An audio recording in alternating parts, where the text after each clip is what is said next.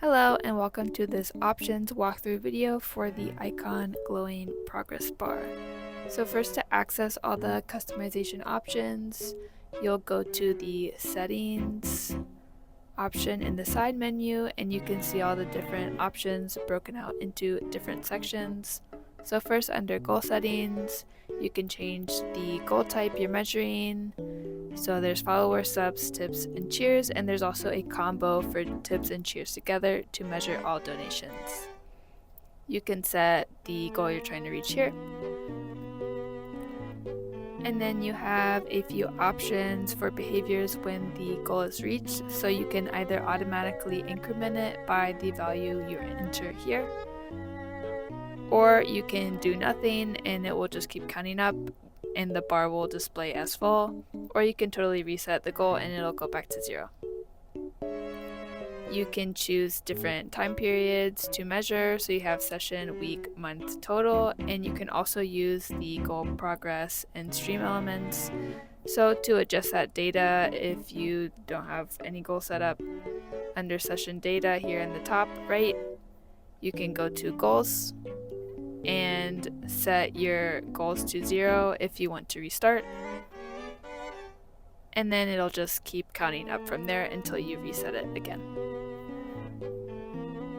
If you're measuring subs, you have a couple more options, so you can ignore months and just count each sub as one, even if it's multi-month. This is checked by default because that's how the Twitch goals work, but you can uncheck it if you want a 3-month sub, for example, to count as 3 points on your goal bar.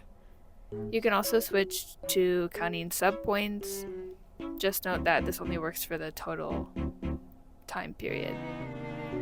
And then the additional options for the tip goals are for the currency display.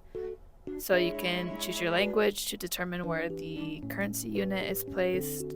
And if you want to change the currency displayed, set this override currency to yes and change the currency code here.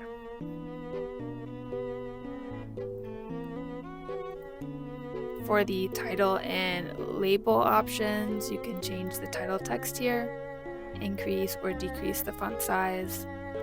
And then the color options you have are for the title and the glow around the title, as well as the number labels and glow around the number labels.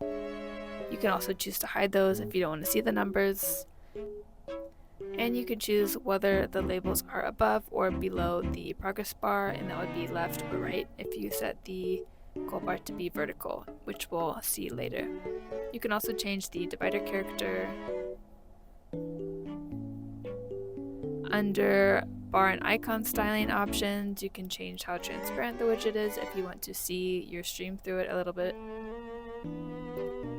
There are a bunch of icon options you can choose from, and then you can also set the bar to vertical.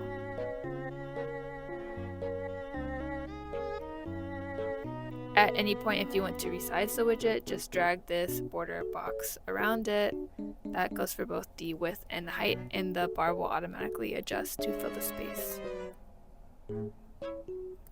And then there are a bunch of color options, so you can change the icon color as well as the glow around it. With the bar colors, you have a start and end color, so you can get a gradient effect. If you just want a solid color, you can set them to the same color.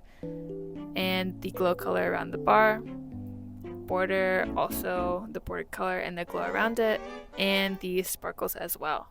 If you don't want a glow around any of the items that have that glow color option, just set it to transparent. There's a transparency meter on the right of all the color pickers.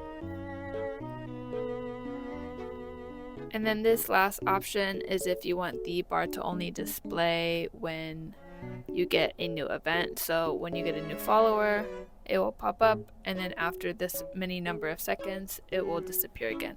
If you set it to 0, it's disabled and it displays all the time.